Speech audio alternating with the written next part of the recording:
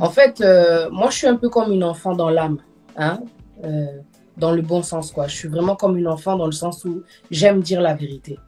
On est des êtres humains, ça nous arrive de mentir, on va pas passer à côté de ce fait-là. Merci pour la franchise. Mais il y a une majorité en moi, enfin, il y a une partie, comment dire, majoritaire en moi, c'est la vérité. J'aime dire la vérité, même si ça blesse, en tout cas, c'est comme ça, c'est à prendre ou à laisser. Parce que c'est l'éducation aussi que j'ai reçue. La chrétienté, la religion nous apprend la vérité, en fait. Hein, la parole de Dieu, quoi, surtout. Alors, c'est pas la religion, parce qu'il y a beaucoup de mythos dans la religion, mais en tout cas, c'est la parole de Dieu. M'a appris la vérité, et ma mère aussi, c'était quelqu'un vraiment de vrai, d'authentique et tout, quoi. Donc, moi, je pense que dans le couple, quand on est dans le couple, on peut tous dire, mais ça dépend de la personne aussi qui est en face. Ça dépend de moi. Est-ce que moi, je suis quelqu'un de coincé? Est-ce que moi, je suis quelqu'un de réservé? Est-ce que je suis introvertie? Est-ce que je suis quelqu'un d'ouverte, en fait? Mais moi, Patricia, dans une relation, j'aime tout dire. Si je sors, par exemple, je vais faire un tour, peut-être je vais acheter du pain. Il y a un gars qui m'a dragué à l'extérieur, je vais venir te dire, ah, il y a quelqu'un qui m'a dragué. Donc, quand vous dites aujourd'hui le sujet, peut-on tout se dire en couple?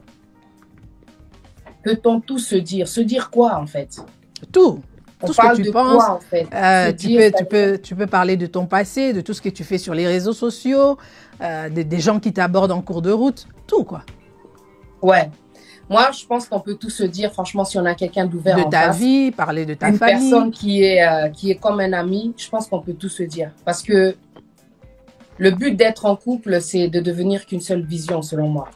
C'est se réunir parce que, comme la Bible nous l'explique, la femme, elle a été retirée de l'homme. Cette côte qui a été retirée de l'homme, donc c'est une part de l'homme, quoi, en fin de compte, qui rejoint l'homme lorsqu'ils se rencontrent.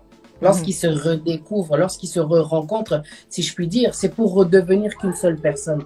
Là, je ne veux pas aller dans la parole, mais je pars selon une logique, quoi, hein, que j'ai apprise aussi. Donc, je pense vraiment que lorsqu'on rencontre quelqu'un, lorsqu'on est en couple, il n'y a rien à cacher, quoi. Parce qu'il faut qu'il y ait transparence.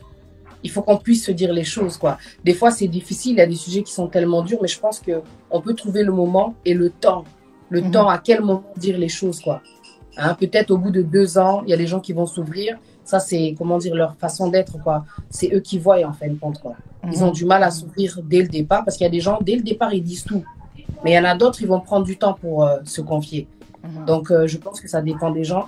Mais moi, je suis pour la transparence. Donc, je pense qu'on peut tous dire si on a quelqu'un qui est, comment dire, comme un ami en face de nous, quoi. Une amie, quoi. Dans le cas contraire où c'est un homme... Et si la personne n'est pas du genre à... Tu vois que la personne est un peu compliquée concernant certains sujets, est-ce que tu vas toujours être transparente? Temewan est allié. Là, c'est assez risqué et péril. Non, franchement. Là, c'est assez risqué et péril. C'est-à-dire que il y a chose à faire, mais si tu es quelqu'un, genre, tu es dictateur, tu es quelqu'un de coincé, tu es quelqu'un peut-être de timide, introverti, avec le temps, franchement, il y a des caractères, franchement, je supporte pas, quoi. Je suis désolée de dire ça, mais c'est bon, quoi. J'ai besoin de quelqu'un d'ouvert, avec qui je vais parler, parce qu'il y a certaines personnes qui vont te limiter à cause de leurs défauts, de leurs faiblesses, hein. Donc, personne n'est parfait, mais voilà, quoi. Je pense que, non, si tu es avec quelqu'un, voilà, comme tu as dit, ça va pas être facile de se confier, ça va pas être facile. Ça va pas être facile et ça va amener des conséquences plus tard, je pense. Ah, Joël. Ouais. Assistant Sangaré, bonsoir à toi aussi. Oui, Joël. Ben voilà, je peux dire que on peut aussi tout se dire. C'est comme ça que je vois.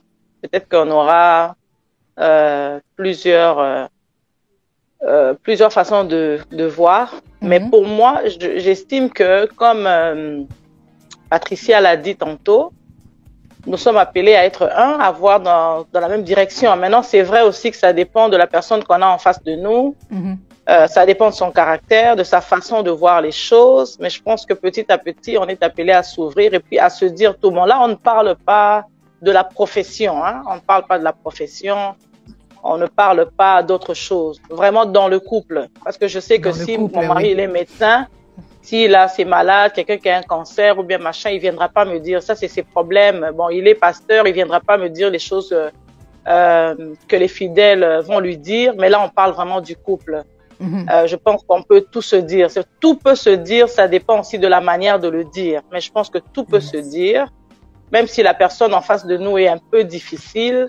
Je pense qu'il y a une façon de parler, mais c'est important de se dire les choses. Je peux vous donner un exemple. Un homme, un jour, au travail, il avait un problème de mauvaise haleine dans son corps. Vous voyez? Et lui, je ne sais pas s'il le savait pas, mais en tout cas, ses amis avec qui il se retirait pendant le lunch pour manger ne lui ont jamais dit ça. Alors un jour, il devait reformer la salle là où il travaillait, c'était dans la manufacture. On lui a donné un bureau avec leur superviseur. Un petit bureau, c'était pas très grand parce qu'ils ont dû réaménager et tout ça. Et c'était en hiver, la fenêtre était fermée, mais il sentait pas bon. Le gars ne sentait tellement pas bon que le superviseur n'a pas supporté. Il a ouvert la fenêtre ce jour-là.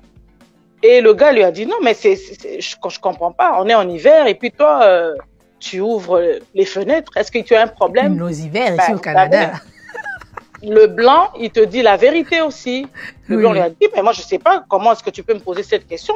Tu pues. Tu sens pas bon, tu as une mauvaise haleine et moi je supporte pas ça. Je dois ouvrir la fenêtre. Eh, moi j'ai une mauvaise haleine, donc la discussion s'est très mal passée. Il s'est presque jeté sur son superviseur. Pendant le dîner, il a en voulu à ses amis avec qui il rigolait tout le temps pendant le lunch, qui lui ont jamais dit qu'il... Et quand il est rentré à la maison, vous imaginez, c'est un homme marié. Sa femme ne lui a jamais dit, après autant d'années de mariage, qu'il avait mauvaise haleine, mais le gars a vraiment mauvaise haleine dans son corps. Est-ce que c'est des choses que la femme pouvait dire? Oui.